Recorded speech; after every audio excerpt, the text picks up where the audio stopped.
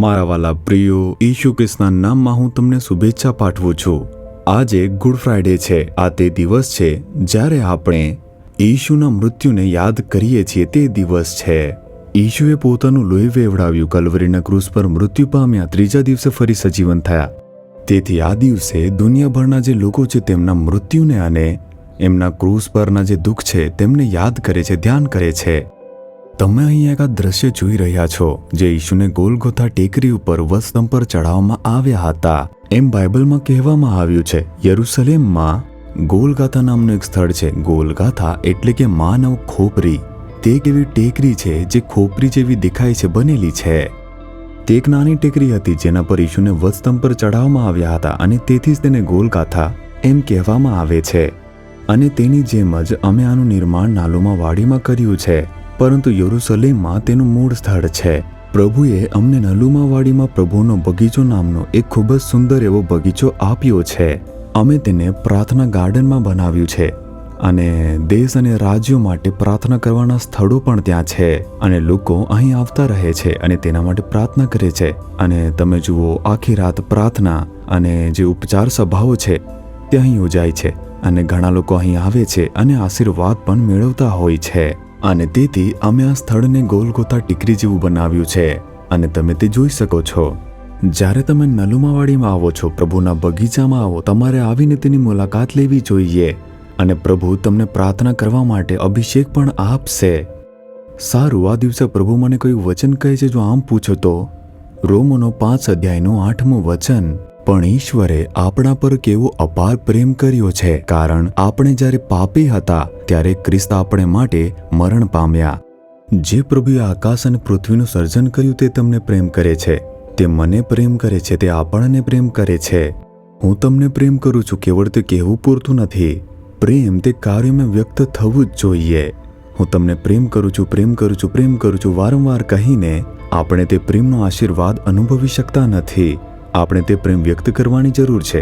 આપણા પ્રત્યેના તેમના પ્રેમને પ્રગટ કરવા માટે આપણા પિતા પરમેશ્વરે તેમના પુત્ર ઈસુને વસ્તંભ પર ચડાવવા માટે સમર્પણ કર્યું અને તેથી જ ખ્રિસ્ત તે આપણા માટે મૃત્યુ પામ્યા। તે તમારા માટે, મારા માટે વસ્તંભ પર મૃત્યુ પામ્યા। તમારા માટે વસ્તંભ પર મૃત્યુ પામ્યા। તે મારા માટે શા માટે મૃત્યુ પામ્યા આમ વિચારો છો? તમને જે પણ જરૂરી આશીર્વાદોની જરૂર છે તે વધસ્તંભ પરના મૃત્યુમાં સમાયેલી છે। તે કેવી રીતે શક્ય છે જો એમ વિચારો છો તો તમે તે બાઇબલમાં જોઈ શકો છો। હું તમારા માટે 4 વચનો પ્રકાશિત કરીશ, તમે તેમનો સ્વીકાર કરો, પ્રાર્થના કરો અને ચમત્કાર થશે। બાઇબલમાં 1 પિત્તર તેના 2 અધ્યાયનું 24માં લખેલું છે, ઈસુ ખ્રિસ્તે આપણા જે બધા પાપો હતા તે તેમણે પોતા ઉપર ઉઠાવ્યા, જ્યારે તેમણે ક્રૂસ ઉપર ચડ્યા ત્યારે ઉપાડ્યા હતા। તેથી તેમણે આપણા પાપોને જ્યારે તેમણે ક્રૂસ ઉપાડ્યો હતો ત્યારે આપણા અપરાધોને સ્વીકાર્યા હતા અને પોતાના ઉપર લઈ લીધા હતા। શા માટે? આપણા પાપોને માફ કરવા, આપણને શાંતિ આપવા માટે। તેમણે આપણા પાપોને, અપરાધોને ઉઠાવી લીધા। તેમણે પોતાનું લોહી વેવડાવ્યું, આપણા માટે ક્રૂસ પર મૃત્યુ પામ્યા। જ્યારે તેના પર વિશ્વાસ કરીને પ્રાર્થના કરો, તમને શાંતિ મળશે, તમારા પાપોની માફીની ખાતરી થશે, તમને ખૂબ જ આનંદ થશે। માથી 8મા અધ્યાયના 17મા વચનમાં ઈસુએ પોતે આપણી નબળાઈઓ લીધી હતી અને આપણી બીમારીઓને તેમણે ક્રૂસ ઉપર ઉઠાવી લીધી હતી। આપણી શારીરિક નબળાઈઓ અને બીમારીઓ તેમણે ઉઠાવી, ઈસુ ખ્રિસ્તે ક્રૂસ ઉપર ઉઠાવી હતી। અને શા માટે? તેમના ઘા દ્વારા આપણને સાજા કરવા માટે, તેમણે આપણા રોગોને સાજા કરવા માટે ક્રૂસ પર આપણે બીમારીઓને ઉઠાવી લીધી। જ્યારે તમે તેમાં વિશ્વાસ કરો છો, ક્રૂસ વિશે વિચારીને પ્રાર્થના કરો છો, કોઈ પણ બીમારી રૂપાંતરિત થશે અને સાજી થઈ જશે। ત્રીજું, જ્યારે તમે ગલાતી 3 અધ્યાયનું 13મું વચન વાંચો છો, ઈસુ ખ્રિસ્ત ક્રૂસ ઉપર આપણા માટે શાપિત બની ગયા હતા, કેમ કે લખેલું છે, જે કોઈ ક્રૂસ પર લટકાવવામાં આવશે તે શાપિત છે। ઈસુ ખ્રિસ્ત આપણા માટે શાપિત બની ગયા હતા એમ લખવામાં આવ્યું છે। જ્યારે ઈસુ ક્રૂસ પર લટકાવવામાં આવ્યા, તેમના માથા પર કાંટાનો મુકુટ મૂકવામાં આવ્યો। એ કાંટા સાપનું પ્રતિનિધિત્વ કરે છે। શાપ દ્વારા કાંટા દુનિયામાં અસ્તિત્વમાં આવ્યા હતા। તેથી જો આપણા જીવનમાં કોઈ શાપ હોય તો તે પેઢી દર પેઢીનો શાપ હોઈ શકે। તમે જે પણ પાપ કર્યું છે તે શાપ તરીકે તમારી પાછળ જીવનમાં આવી શકે છે। તમને તે અસર થાય છે, કોઈ શાંતિ નથી, કોઈ આશીર્વાદ નથી, તમે કોઈ સારી વસ્તુ જોઈ શકતા નથી, શરમ છે, નિંદા છે, અવરોધો છે। તમે કદાચ પરેશાન છો, આશ્ચર્ય પામો છો કે તે કયો શાપ હોઈ શકે છે, વિચારો છો। ઈસુએ ક્રૂસ પર જે લોહી વેવડાવ્યું તેમાં સામર છે।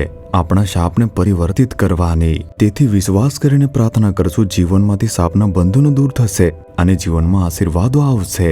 એ જ રીતે યશાયા તેના 53 અધ્યાયના 4થા વચનમાં ઈશુ ચોક્કસપણે આપણા દુઃખોને સહન કર્યા છે, દુઃખોને વહન કર્યા છે. તેમણે આપણા બધા જ દુઃખોને, સમસ્યાઓ, શોક, શરમ અને નિંદા ક્રોસ ઉપર સહન કર્યા છે. તમે દુઃખની વચ્ચે હશો અથવા તો નિંદા અથવા મુશ્કેલીઓ અથવા શરમની વચ્ચે હશો, તમે ક્રૂસને જુઓ. ઈશુએ ક્રૂસ પર બધું સહન કર્યું આપણા માટે, તમારા માટે. પ્રભુ કહે છે, મારી દીકરી, મેં તારા માટે ક્રૂસ ઉપર બધું જ સહન કર્યું છે. મારા દીકરા, મેં તારા માટે ક્રૂસ પર બધું જ સહન કર્યું છે, તમને આશીર્વાદ આપવા માટે, તમારું ભલું કરવા માટે. તેથી ડરશો નહીં. વિશ્વાસથી કહીને જો કે હે ઈશુ, તમે મારા માટે ક્રૂસ પર બધું પૂરું કર્યું. તમે ક્રૂસ પર જે લોહી વેવડાવ્યું છે, તમે જે ઘા વહન કર્યા છે, તમે જે કાંટાનું મુકુટ સ્વીકાર્યું, તમે મારા શ્રાપને સહન કર્યા, હું વિશ્વાસ કરું છું. અને આજે જ મારા જીવનમાં પાપો, શ્રાપ, રોગો, ભય અને દુઃખોને રૂપાંતરિત થવા દો. ઈશુના રક્ત દ્વારા મારા જીવનમાં વિજય મળવા દો કહીને જુઓ. તમારા જીવનમાં એક પરિવર્તન આવશે, તમારા હૃદયમાં પરિવર્તન આવશે. શું કહેશો? હવે કહો, હે ઈશુ, તમે મારા સ્થાને, મારી જગ્યાએ ક્રૂસ પર મૃત્યુ પામ્યા. તમે મારા પાપોને સહન કર્યું, શ્રાપને સહન કર્યું, બીમારીને સહન કરી, મારી નિંદાને, શરમને, દરેક વસ્તુ સહન કરી. હવે મારા જીવનમાં એક ચમત્કાર થવો જોઈએ. કલ્વરીના ક્રૂસના રક્તની સામર્થ્ય મારા પર ઉતરવા દો પ્રભુ. મને તે રક્તના સામર્થ્ય દ્વારા એક છુટકારો મળે પ્રભુ, અને મને આશીર્વાદ મળે. ઈસુ ખ્રિસ્તના નામમાં હું પ્રાર્થના કરું છું. Amen, amen.